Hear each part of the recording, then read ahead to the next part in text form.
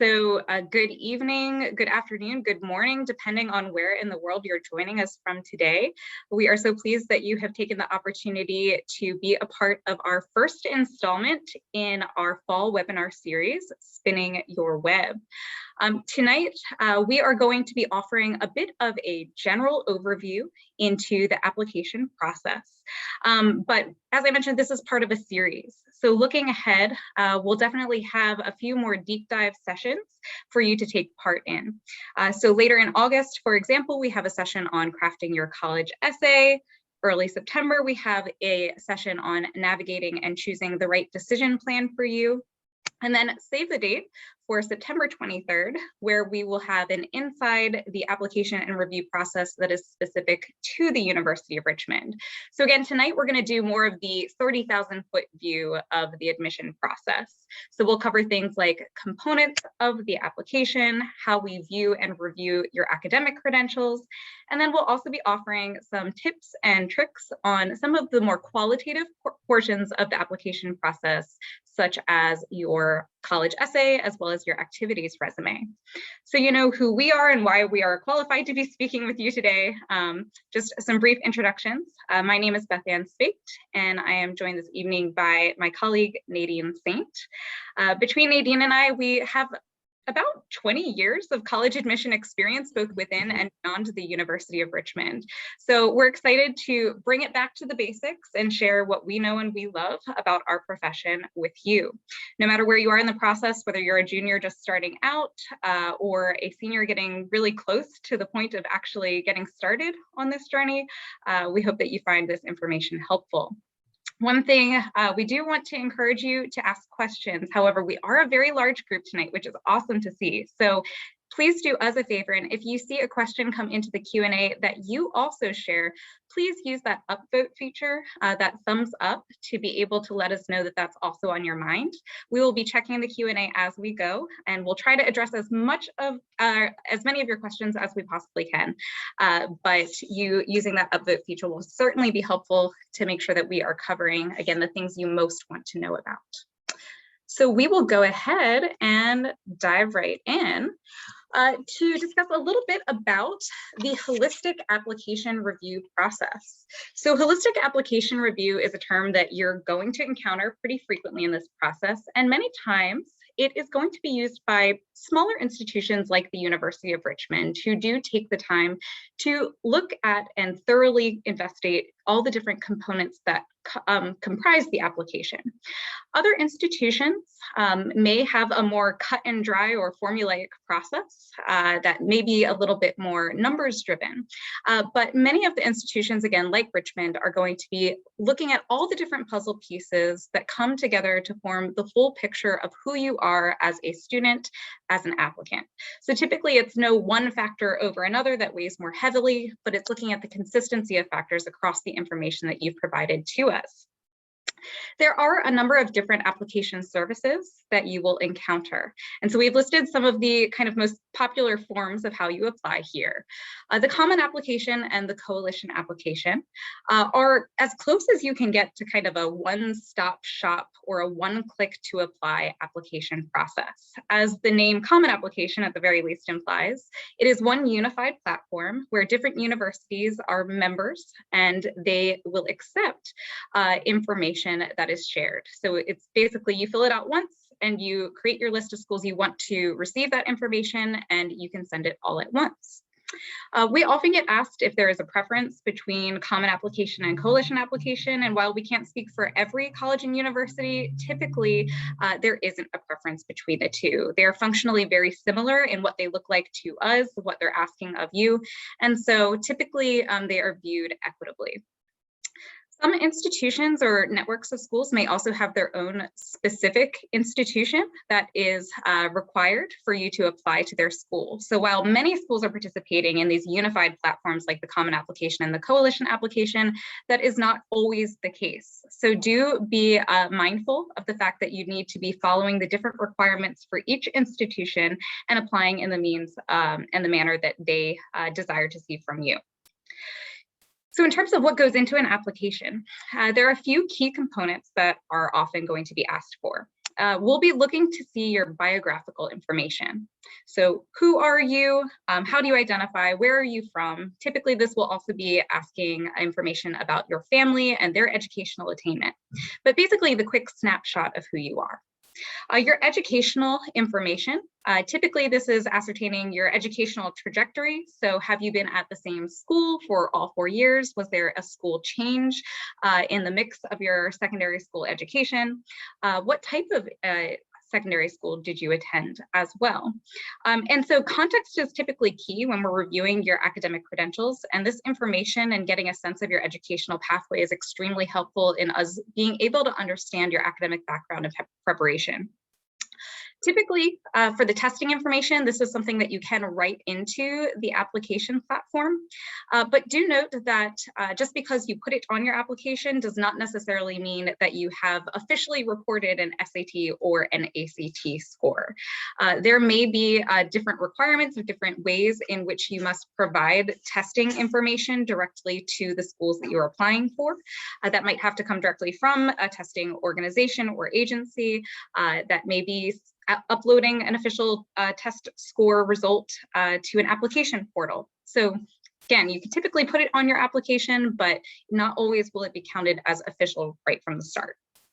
The activities section in the personal essay, we're going to dive into a little bit later in this presentation. So I will reserve them for some of the content to come.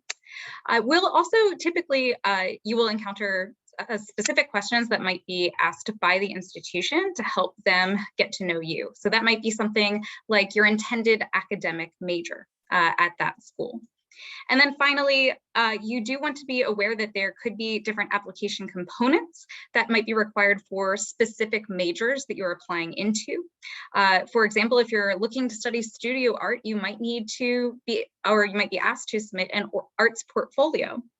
If you're applying for an honors college or an honors program, you may be asked to submit an additional college essay. And so do be mindful that, again, there may be major specific or institutional specific components beyond the standard application that you will be asked to provide to be able to complete your college application. Okay, so decision plans. There are several different ways in which that you can choose to apply to a college or university. And we all have different ways that you might apply to us. So I'll go through some of the restrictive and non-restrictive ways that you can apply to an institution. So I'll start with the kind of most restrictive, which is early decision. This is a decision plan where you are essentially saying, if I'm admitted to this institution, I am planning to attend this institution no matter what.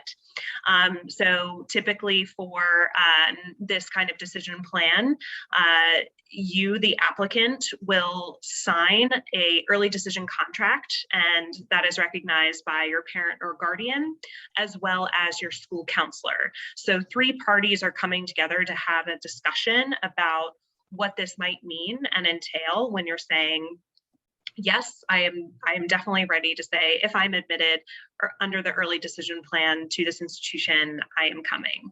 So it's really important to have that conversation in a very honest and transparent way with your parents. It's a family decision, obviously, and with your school counselor. If you feel that the institution that you are applying early decision is not only the right fit in terms of the community that you want to be a part of, but that is also the right financial fit. Restrictive early action is kind of early decision light, I guess. So for some networks of institutions, you can only apply to one school under the early action plan. So this is a pretty specific way of applying. Most institutions don't have a restrictive early action plan. And so it's typically something that you might see within like the Ivy League institutions. They sometimes have a restrictive EA plan. So you just want to make sure that you are understanding the plan correctly at the school that you're applying to. Rolling admission generally means that as you are, that admission offices are evaluating applications as they are submitted.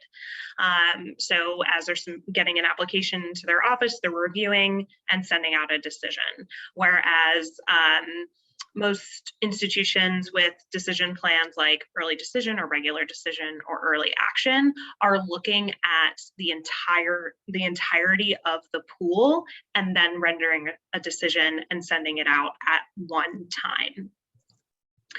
Early action often allows students the flexibility to apply early, find out a decision on the earlier end, but you are not bound to that institution. So you still have until the enrollment deadline of May 1st to make that decision of where you want to be. So you have maybe a little bit more lead time to look at all of your amazing offers and make a decision of where you want to be, and go to a bunch of different places, try them on, and make your decision in May of where you would like to spend the 4 years.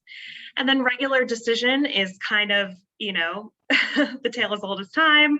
It's been around for a while, but essentially, at least for Richmond, you apply, you know, by January 1st, but then you don't get your decision usually until late March. So it tends to be the decision plan where you would hear back the latest, and that is the latest would be April 1st, because all institutions have to release their decisions by April 1st. So you have at least a month to make your enrollment decision. So the main ones that you really tend to be concerned about are early decision, regular decision, early action. They tend to be kind of the most common, and they just sort of have a spectrum of what is expected of the applicant. Early decision being the most restrictive plan, and then early action and regular decision having a little bit more flexibility in determining when you can make your decision and evaluate all of your offers. All right, I think we're ready to move on. Okay, so we included this information because there tends to be a lot of questions about how does an institution know what my school environment is like, what kind of classes I'm taking, what does that mean within the context of our school. So within a holistic review process, which is what we're focusing on tonight, institutions often really take the time to understand the school context of where a student is coming from. And the way that we get all of that information is through the school report. So we get a document basically filled out by the school counselor with lots of high-level information about your high school. And that really helps us understand, again, the context that you're coming from. So when we're evaluating an application, schools may want to understand how much rigor is offered at your school. And rigor of curriculum can be categorized in a lot of different ways. So for example, in this slide, you see 22 advanced placement courses listed. So we know that this school is an AP school and that students are offered a number of different options in terms of the AP curriculum to take advantage of. But we can also see how many students typically take the exam or taking advantage of the AP curriculum. So we can kind of see where you're falling in terms of what is considered most rigorous and how you're taking advantage of that curriculum. We're also seeing how to contextualize your in-school GPA. So the GPA that you're receiving from your high school, we can kind of see how that's calculated on their specific scale. So schools have many different scales across the country. I mean, we've seen anything and everything from 11-point scales to 7-point scales to no scales. So it's really, the institution's job to understand where you're coming from. And we glean a lot of information from the school reports. It's very helpful. So we're not going into this process blind and not, there's a lot of intention set to understanding the school. And then most schools will also send a profile. So it's more information, honestly, than we generally need.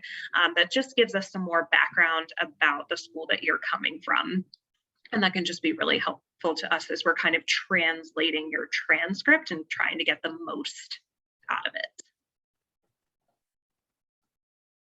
Awesome, and that's a perfect segue into how we really evaluate your curriculum. And so oftentimes we get asked, is it going to be stronger for me to take this class over that class? How many years of a lab science do you actually need? Should I continue taking foreign language all 4 years if my school doesn't require it? And the answer, the classic admission answer, we often joke about this, is it depends, but that's actually very truthful. And so what I always recommend students do when they look into crafting their curriculum is to A, take a varied course load, but B, pursue academic interest as well. So definitely we want to see that you have a competency across the core disciplines. Sometimes I liken kind of strengthening your academic picture to a good exercise. You want to focus on your core and building these core areas across these different disciplines, because we know that students who have core competencies built across disciplines are going to be more successful in their university experience. Even if you're a student of the sciences, for example, you need to have strength in writing to write up those lab reports. Even if you are a social sciences student, you need to be able to work with and analyze data. So we do hope to see that not only have you pursued your academic interests, but that you've maximized the available curriculum at your school. And again, that can look different from one school context to the next. One thing that you may want to do to answer some of those basic questions, such as how many years of a language do you require, is to take a look at or search the term minimum admission requirements for the institutions that you are planning to apply to, because that will typically provide that information to you in terms of what the bare threshold is that we're expecting you're coming into our school with. Now, just because the minimum requirement exists does not mean that you can not go beyond that. Many of our most competitive students in the process will have really demonstrated, again, that they have gone above and beyond in maximizing their available curriculum. We do recommend that if you are looking to apply directly into a major program, and again, I will clarify something I've seen a little bit in the chat or in the Q&A here is the question of, do I apply directly into a major at the University of Richmond? And I'll just clear the air now and say, no, you do not. You apply to the University of Richmond, not one of our specific schools of study, but that's not the case at every institution. In fact, many institutions, you are applying directly into a major. And sometimes that means that you have to have a minimum a level of a core class that you have reached. So for example, if you're planning to be an engineering student and you're applying directly into an engineering school, typically that university is going to want to see that you have a background in physics. If you are going into economics, it might be very recommended that you have a working knowledge of calculus. So do be aware that there are some minimum thresholds that might be required for major specific programs that you are hoping to apply into and gain access to in your university application process. One other thing just to be mindful of is that if you do change your schedule, particularly in your senior year, you need to let your different colleges and universities that you have applied to know about that change. We are really staying up on checking your academic progress even in that senior year. So after the point of submitting your application, if there is a change to your curriculum, we need to know that, because we are accepting or making our admission decisions based on what has been provided to us. And we want to make sure that we are accounting for your most recent coursework and your current coursework to form that full picture of your academic program strength and trajectory.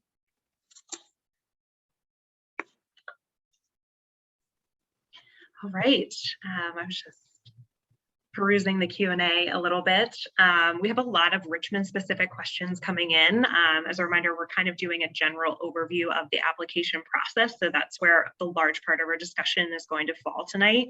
If we have some time to focus specifically on Richmond, we definitely will, but we have a Spinning Your Web that is directly focused about the admission process at Richmond too.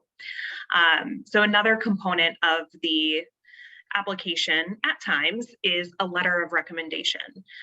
So some schools will require at least one letter of recommendation, and institutions are typically very clear about the number of letters that they want from you.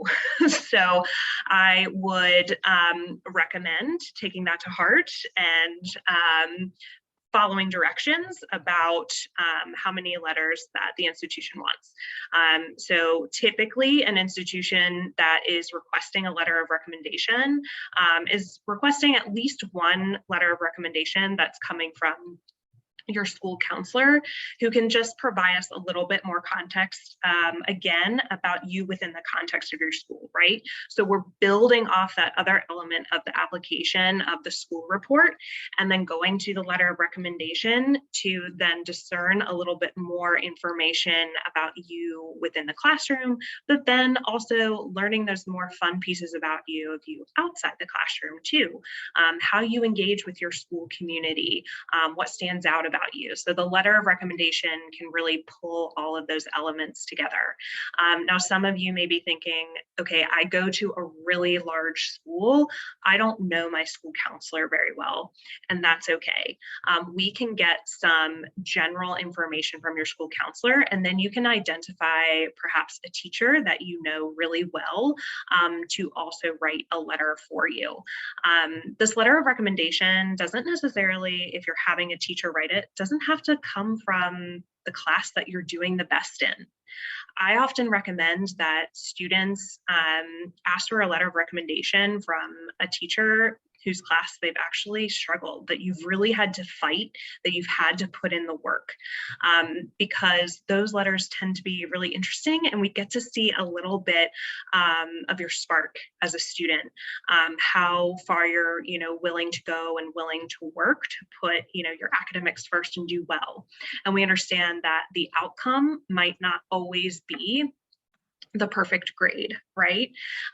But we also want to learn about the outcome of lessons that you learned from that class, how you built study skills to do better the next time.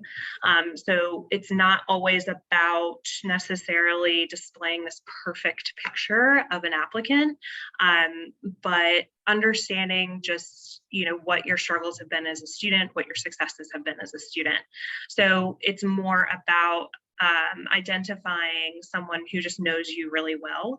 And often if you've been visiting a teacher to get extra help in a class, they might have the best insight, even if you got a B- or C in the class. So just keep that kind of in your back pocket as you're thinking about who you might want to write your letter of recommendation. And you definitely want to, again, consider the number requested. Some institutions do not ask for letters of recommendation. So if an institution isn't asking for a material, there's really no reason to send it. It doesn't necessarily help your application to send institutions information that we don't use or don't need. And I know that's difficult to track when you've got a lot of different places that you're applying to, but I always recommend a good spreadsheet. It helps keep things together. But for Richmond, we just require one, and we allow maybe an additional letter of recommendation, but that's really all we need. After, you're getting upwards of 3 to 5, they tend to be repetitive, and we're not just seeing any new information. So just 1 or 2 really good recommendation letters will take you a long way. And again, just keep in mind if it's specifically requested. Some schools may not need a recommendation letter for the general application process, but if you're applying for an honors college, a special program, a specific scholarship, they might ask for a letter of recommendation. So even keep in mind if the general admission process doesn't require it, a specialty program that you're interested might. I also want to clarify one thing that came into the Q&A, and going back to something that Nadine said at the beginning, not every school has school counselors or a school guidance department or a college counseling office. We understand that, that's okay. If an institution is asking you for a counselor recommendation, make sure that it is a school official. But again, it is okay if you do not have a counselor that works at your school, typically as long as it is a school official. I think someone specifically asked about a headmistress or someone that can speak to your academic performance and credentials. That is okay. Mm-hmm. Yeah.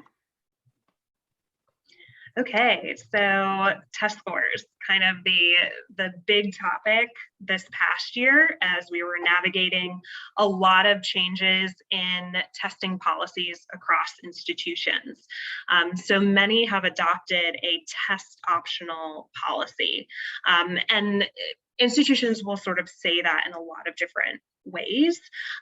So they might say test blind or test flexible. We use test optional, but in most situations, the school is going to make it clear if you are making the choice of how you want to apply. So just make sure that you're paying attention within your application, how you're applying to the institution.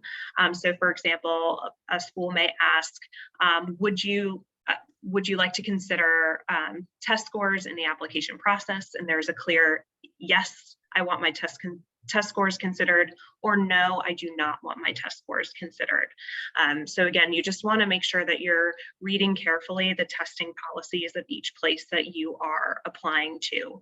I believe that a majority of institutions have chosen to extend a test optional policy through this year, but you may want to check because a place that was test optional last year due to COVID-19 may not have extended their policy this year. Again, too, an institution may not require test scores for general admission to the institution, but they may require them for scholarship consideration. So you just want to make sure, again, that you're paying attention to what's required if you are considering a special program, honors college, or scholarship. There's also some concern about that we hear from students and our colleagues who might work in counseling that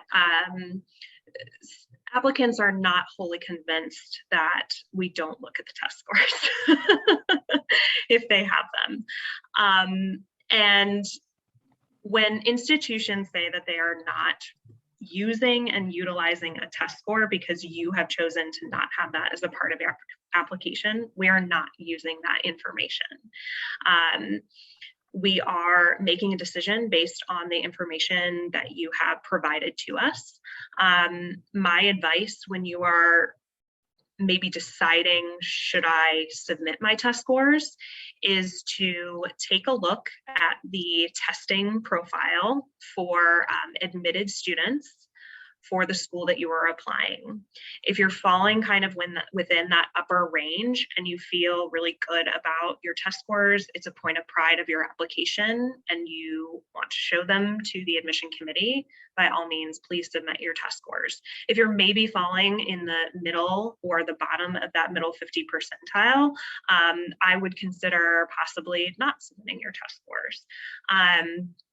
But again, it comes down to the pieces of the application that you want to show off and how you feel they portray you as a student. So if you're looking and reviewing your SAT, your ACT that you took, and you said, like, I'm really proud of this score, this shows a lot about my academic aptitude, I want to include it in my application, then you should. So I know that it feels a little bit mysterious at times. We're saying, you know, you don't have to have your test score, but really when institutions say that they're test optional and students have a choice whether or not they want to use test scores, we're not looking at test scores. So just gonna clear the air there, hopefully set your mind at ease a bit. But hopefully now with things opening up, you might have the opportunity to take the test at least so you can review your score and how you did and make the choice if you want to submit them. Especially last year, we knew that a majority of students applying never had the opportunity to even sit for an exam. So we're certainly not going to hold that against anyone in the application process. One other thing that I'd like to clarify, because I do know we have an audience that's joining us from many different parts of the world. When we say test optional, we are typically referring to SAT or ACT examinations. Testing can also be required for proof of English language proficiency, and most often if a school is test optional for the SAT or ACT, they are still asking that you submit proof of language proficiency, and in some cases, if that is not satisfied through a waiver criteria, that may mean taking a test like the TOEFL examination, the Duolingo test, or the IELTS. So do keep in mind that test optional, typically that terminology is going to apply for just the core component testing and not necessarily English proficiency examinations. If you do have specific questions about that, this is again more of a domestic focused presentation here, but feel free to reach out to regional admission officers with that question. All right, so I've seen a few questions coming in about the activities and the differences between listing your honors and listing the things that you have been involved in, and where's the line and what goes in what place. So hopefully we can cover a little bit of that information and some of the recommendations that we've developed over the years that we've been in the profession here. So really what we're looking for when we are getting a sense of your activities resume is where you have dedicated your time. What kind of community member would you be at our institutions? And so it is a tall ask to ask you to quantify the last 4 years of your involvement in a space of 10 activities, but that means that you also need to be very intentional and you need to prioritize. So typically the components of the activities resume, there are going to be 2 main sections that you get to fill out. You have a position or a leadership title that is something like a founder, a president, a participant, a volunteer, and then you have the description of what that activity was. And so because you do have a limited amount of space altogether, the space you have to articulate each activity is less than a tweet. And I know that can sound a little bit daunting, but there are a few ways that you can approach and order these to be able to make the most meaningful impact. And so the first rule of thumb or recommendation I would give to you would be that as you're approaching your activities resume, list the items in order of personal importance. A lot of times students want to highlight the item that they think is going to sound the most impressive to the admission committee or the individual reading their application. And honestly, what we'd rather get from you is a sense of what you really care about. When I read applications, I typically look to the first 3 to 5 activities to give me the most accurate snapshot of that student. And so do list things in terms of personal importance, and that can help us again to really quickly get a sense of your value set. I also encourage you to think broadly. And so certainly this past year has been unusual. Many activities related to after school have been on pause or interrupted or altered or moved virtually or online, and we get that. So we do encourage you to keep a broad definition of what extracurricular really means. So activities like caring for a younger sibling, or dedication to a personal hobby or pursuit, dedication to a part-time job. These are not the traditional after-school activities, but they are nonetheless valuable and important in terms of shaping who you are and the things that you care about. So do be gracious with your definition of what extracurricular means. And there is a line to that. We'll be doing an exercise in a moment to try to give you a sense of where that line might fall. But do be gracious with that definition. The other rule of thumb I would provide to you is really demonstrate the impact of that activity and quantify it if it makes sense to do so. So there are slight ways that you can change the wording to make an activity a little bit more substantive and impactful to the reader. And again, we'll go through one of the an exercise in a moment that is going to highlight hopefully what we mean by that. One thing that I do want to kind of echo in the same vein as what Nadine was saying with letters of recommendation, if a school is not asking you to submit an additional resume, please do not feel that you need to submit an additional resume. I know it's hard to feel like you're constrained in space to limit all the many things that you've been involved in. But typically, you know, I speak for myself, and I think I speak for Nadine here too, that as working professionals with many years of experience, we still only have one-page resumes. So when we're receiving additional resumes that are 3 or 4 or goodness help us 10 pages long, that happens, and we wonder how intentional that student has really been in the process. So just be mindful of that. Do not submit it if you really don't feel like it's going to add something that we really couldn't get elsewhere in your application. And 9 times out of 10, we're going to be able to get an understanding of who you are in the spaces provided on the application. So I did promise an exercise here. We wanted to share just a few examples of some activities resume, and we do have some indicators on the right here of what might be a little bit stronger in terms of an activity and what might not be translating as well. So this first example here, the student was the founder and host of a podcast. We see the amount of time was dedicated the last 2 years of high school, 11 and 12, 7 hours a week for a good number of weeks throughout the year. So this was, in terms of time commitment, we see a pretty robust and consistent activity. It seems like it was something that was created out of pursuit of personal interest for global and political issues. And what the student has done really well here is that they've really quantified the activity in terms of its impact. It reached an audience from 57 different countries. So in this short amount of space, the student has really hit a bunch of the different things that we're looking to see in a strongly written activities resume. Now, the next 2 examples we have here might have missed the mark a little bit.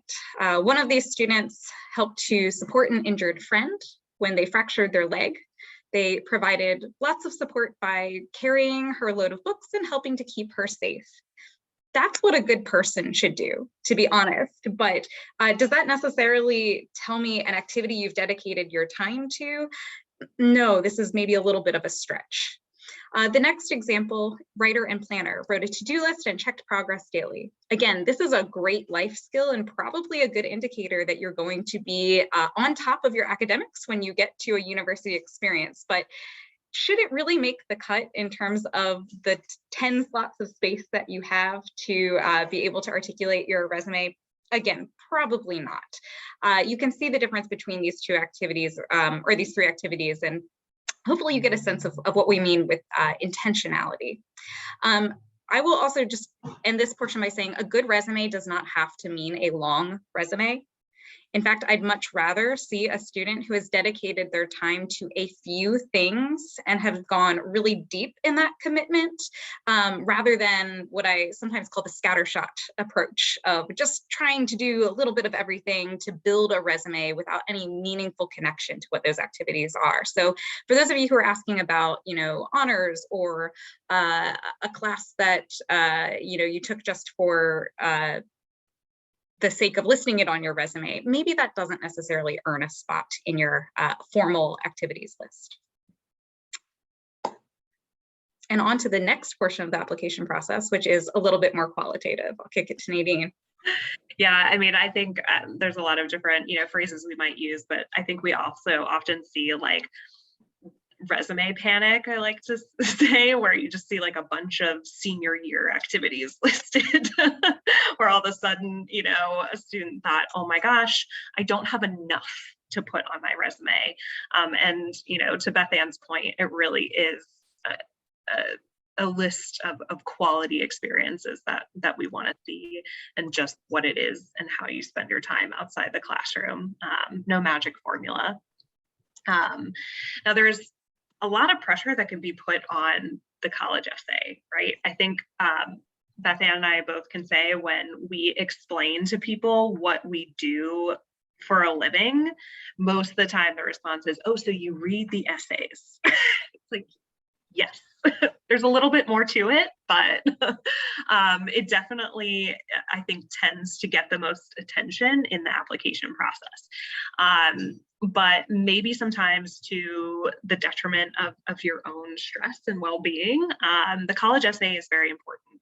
It allows us to understand who you are as a student, open the door a little bit more to get to know you. That is the space where I can hear your voice. So I always say, when you have read really your entire application, so you looked at your resume that has all your little 140 character descriptions, you reread your essays, if you can stand back and say, this sounds like me, you have really created a successful application. And the essay is a great way to bring that all together. So you want to think about what's important to you and what you want to share. The topic is not necessarily going to matter as much. So you want to think about listing what you're interested in, what has fascinated you over the past 4 years, maybe not something that you've been able to delve into completely, but you're really excited to when you're in college. Make a list of all those things, and then find a prompt that fits you. You do not need to fit the prompt.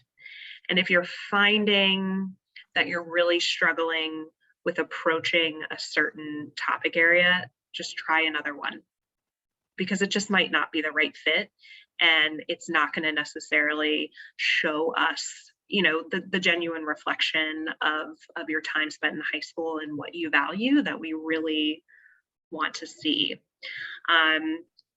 So a friend of mine, a colleague of mine, often says, like, you'll hear that there are topic areas to avoid, right? Like the classic, like, sports injury essay or mission trip or camp essay. Those are definitely essay topics that we see a lot.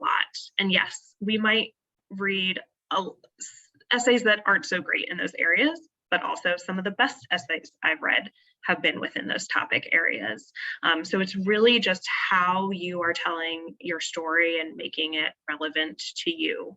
And just be sure that you are talking about yourself in your essay.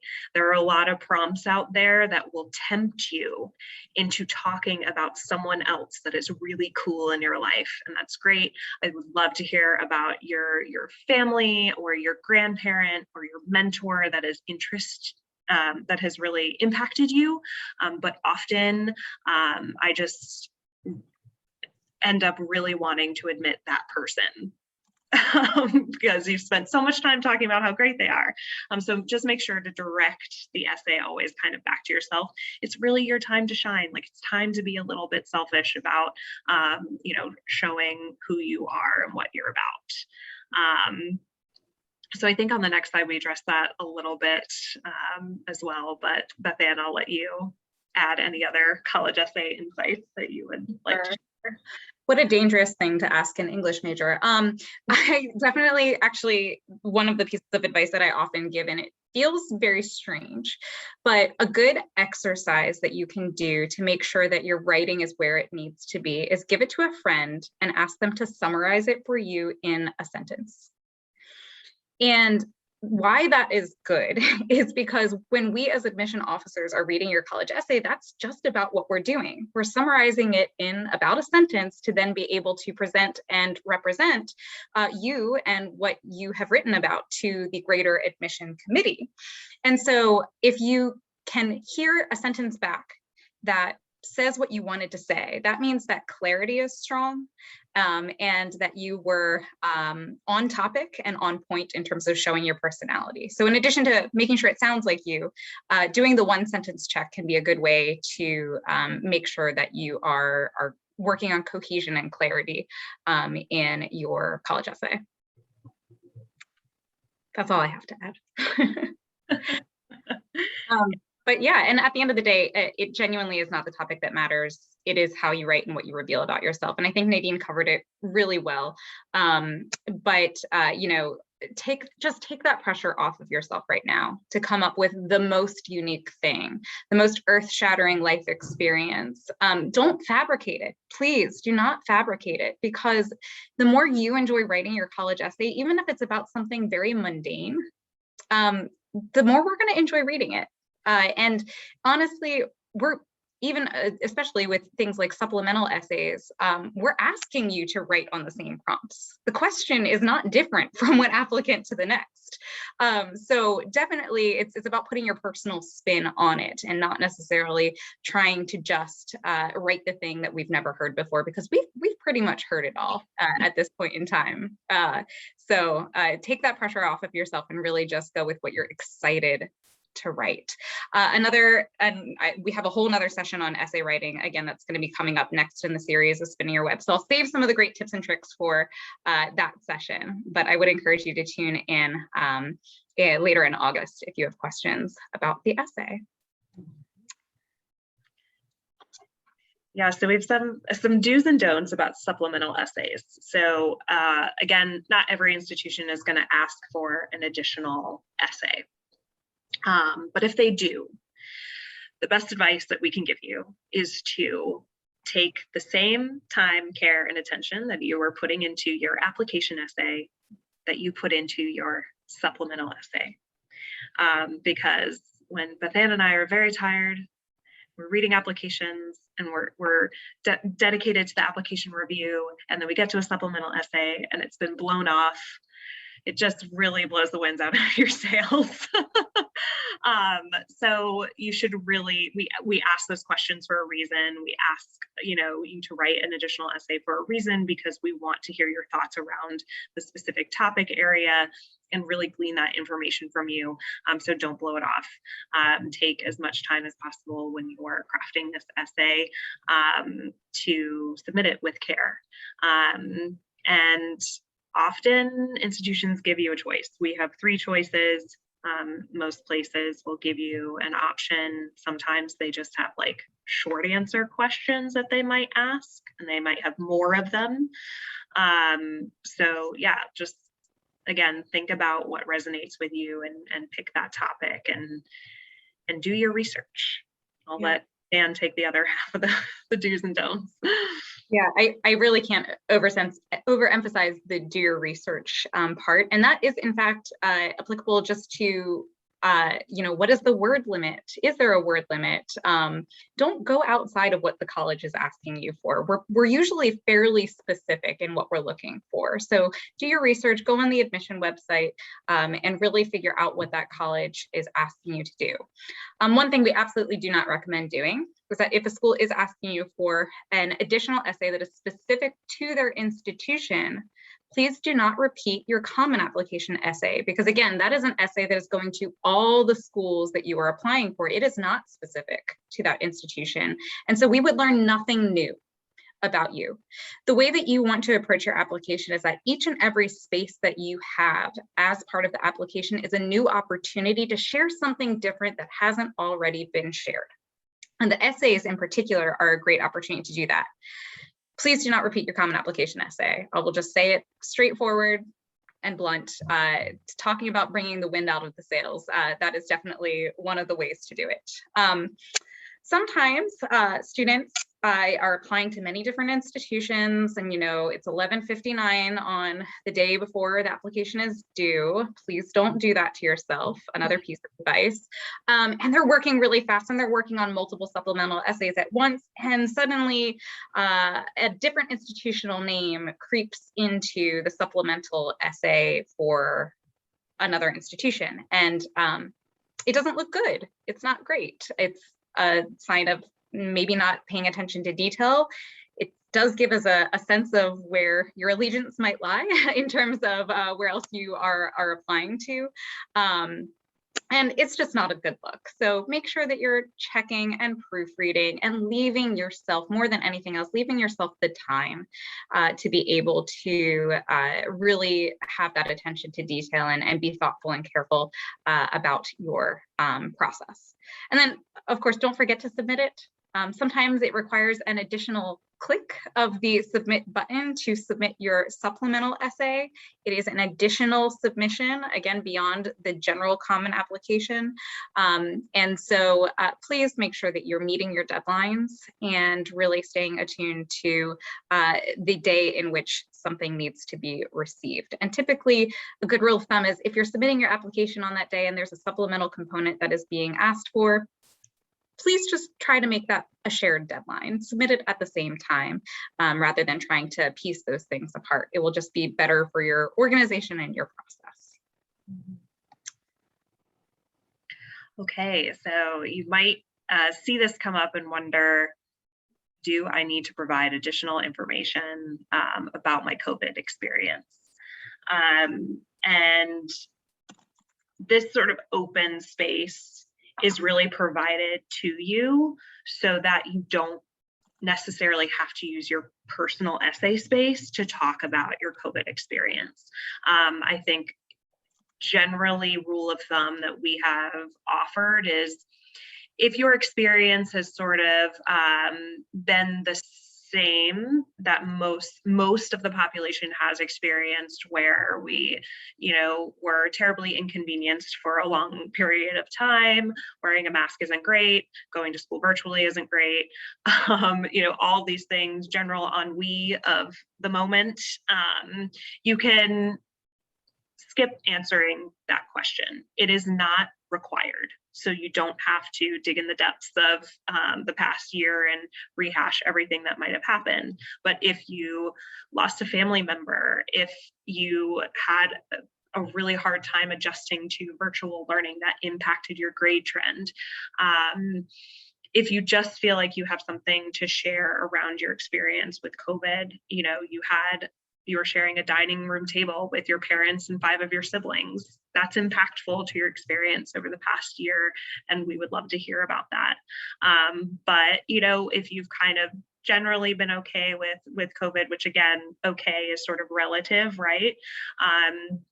You don't need to feel pressured to put anything in this space. We've all also gone through it, and it's been really tough, and we understand it, we get it.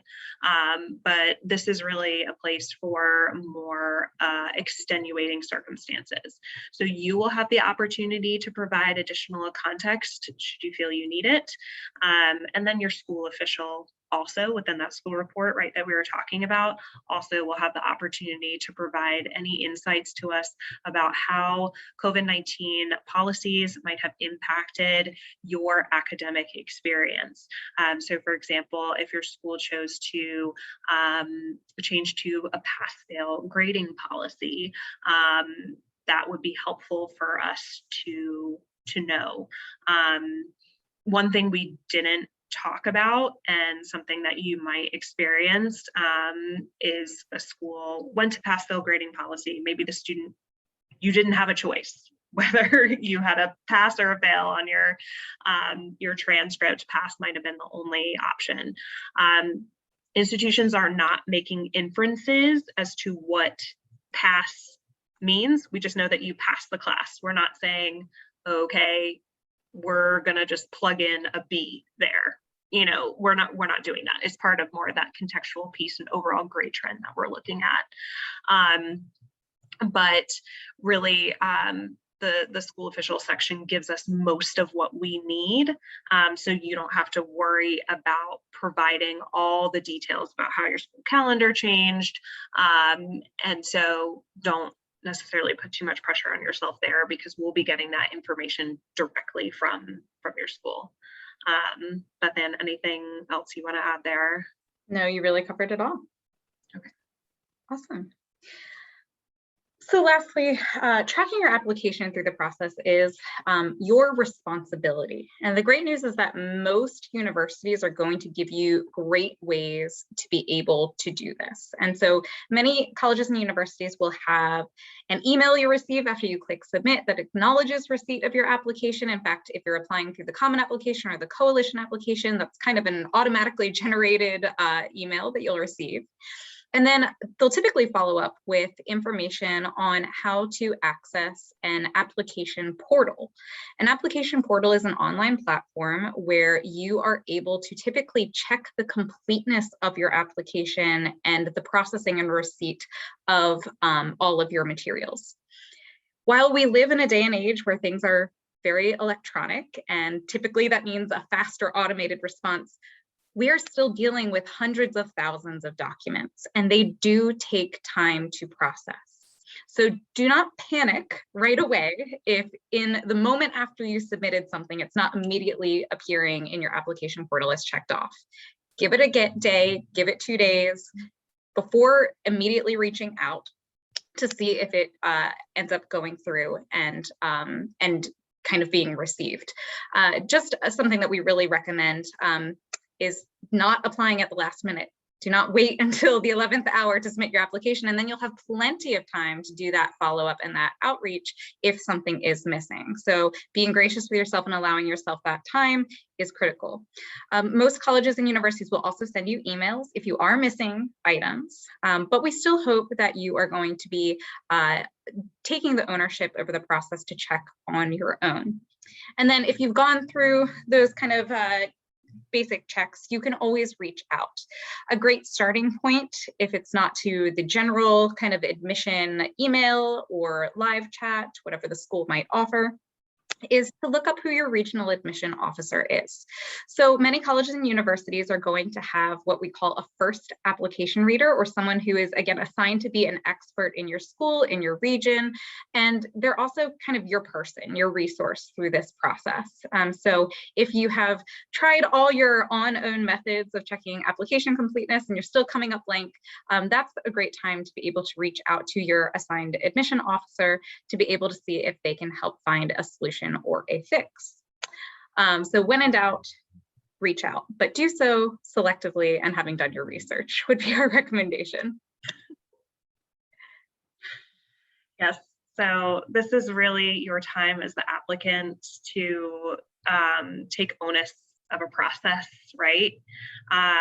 This is probably, one of the biggest steps that you're taking, in your life right now. And it's exciting and it's scary and it might feel mysterious, but there are people behind the application process that are ready and willing to help you. Beth Ann and I can certainly speak to that. And if you need, additional guidance, typically an admission office or territory manager is really willing to reach out and assist you. And by you, we mean the applicant. So we want to hear directly from the student if they have questions about their application. Certainly, there is space. Obviously, we want to talk to parents about the application process and questions that they have, but the student should really be driving this process. We have a question in the chat that I think is interesting to address here of how many people will look at your application. So Nadine and I can actually only fully speak to the University of Richmond here, but at, again, a typically smaller school that practices a holistic admission review process, generally speaking, there will be more than one pair of eyes that are going to be encountering and reviewing and discussing your application. So after it moves on from a first reader, typically that goes to a committee review process that then is a collective group making the ultimate admission decision. And there may be a second reader, or in some cases, case, as a third reader in between those who are all giving their own interpretation of the application file. And so it's a great way to reduce bias and make sure that we are coming to a kind of a majority opinion on a student's decision. That is not always the case. There are institutions, again, that are more numbers driven, and it may be a one-person, one-stop shop review, and there may be a rubric or something that is being used to assess different by the numbers thresholds that they're looking for a student to meet, or if they don't, they may not be successful in the process. That is not how we review applications at the University of Richmond. So just to kind of let you know how we work with applications, what our process is. I think there was another question in there about, you know, if two people have exactly the same statistics, then what makes the determining factor? And it's a funny question, in part because it's never necessarily one thing over the other. I do think oftentimes students think that we're like holding this secret magic formula of what it takes to get admitted to our university, and the reality is we don't have a formula. There is no secret that we're withholding from you. The best thing you can do is just put together a strong application that shows your personality and let the cards fall, because that really is the thing that is within your control at this point in time. We have a lot of questions in the QA. I am conscious of the time as well. So I do want to say, if you are at time here and you need to depart us for the evening, that is absolutely okay. Maybe we will address one or two questions. And then if there are, again, additional or case-specific questions that you want to know the answers to, please feel free to reach out to your regional admission officer. I just realized we put a link to that on our slide here. Of course, you can't click on a link. So you do a quick Google search for admission officers, University of Richmond, and you will find my face, Nadine's face, and the faces of many of our colleagues who work with different regions of the world. Mm-hmm. I would say too, like, we do this as well, but we are not alone. We are not reinventing the wheel here at University of Richmond. So like a lot of institutions will offer blog posts or admission guides that are really helpful. Like I often in my own essay workshops will refer to other institutions' websites. I think it's Davidson does the examples. One's, I forget the name and I'm sorry, I should have referenced it, but one school shows great examples of essays that they've received. Johns Hopkins does that. Johns Hopkins, sorry. Mm-hmm.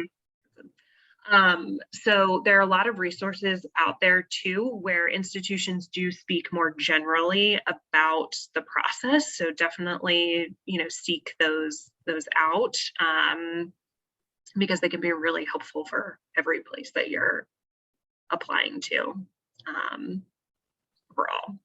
So. Yeah. One question that I do want to address here, because I think it's relevant to the components of an application that we didn't talk about, is the idea of a college interview.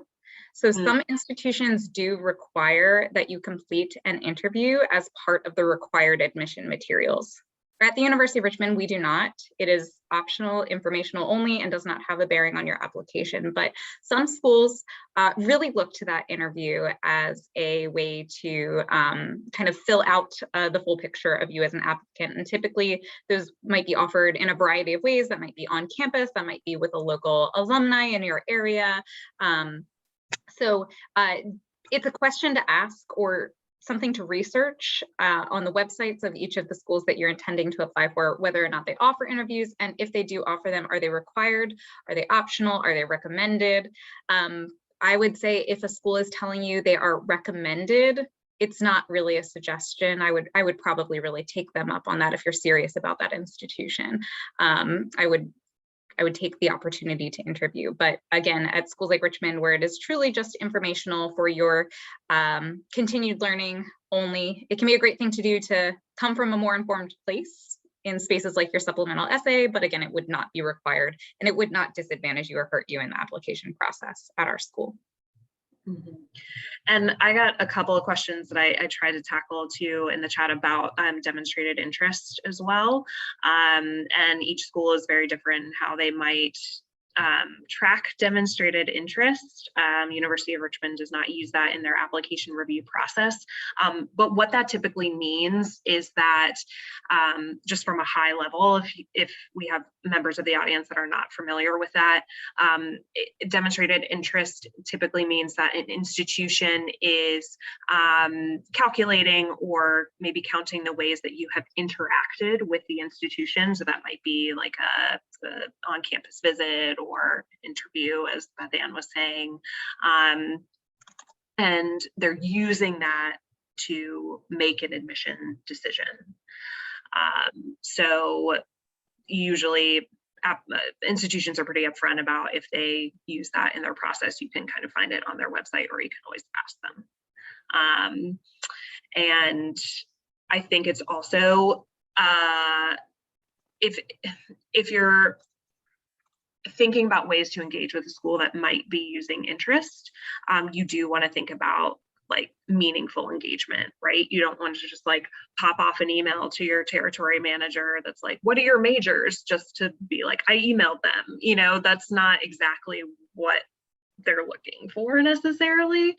But I would also add the caveat that a lot of institutions that might be using demonstrated interest too are also taking into account that coming to campus for people is not always a reality. But institutions are offering more virtual programming, just like this, than ever. So if you're not able to physically visit campus, then you definitely want to make sure that you can take advantage of a virtual information session or workshop. But it kind of makes sense in that institutions want to know that you've done the research on them, right? That you're feeling a fit with the institution. A former colleague of ours and a mentor to both of us always used the example of, you would never go into a job interview knowing nothing about the mission of the company or anything about it. So it's the same in applying to college. Like, you want to understand what the community is about, what it values. Does that match your values?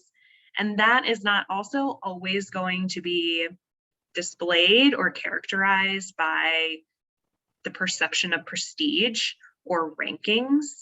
It's going to be finding a place where you can be successful, right? And finding those opportunities that are going to allow you to make that next step into the world. So I think what we try to do as much as possible, and hopefully this helped illuminate some things, is just to, like, again, take a little bit of the pressure off, because you will have a great set of institutions in front of you to choose from. And so you will find the right place. You will make a great application. Everything will be fine. So you can take a deep breath.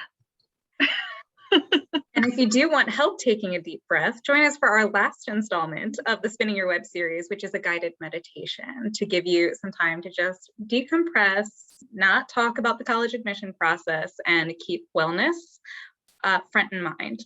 So that's usually my final piece of advice I give to students is exactly what Nadine just said. Just take a deep breath, take moments for yourself, realize that it's all going to be okay, and you will end at a great place at the end of this process. So definitely take to heart what she just shared, because I think I really echo that sentiment.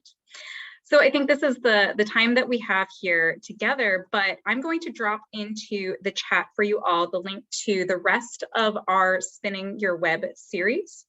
So while this is it for myself and Nadine, you'll get to hear from more perspectives, many different colleagues in the coming weeks and throughout really the autumn semester. So that link is now in the chat. You can also find it just generally on our admission website.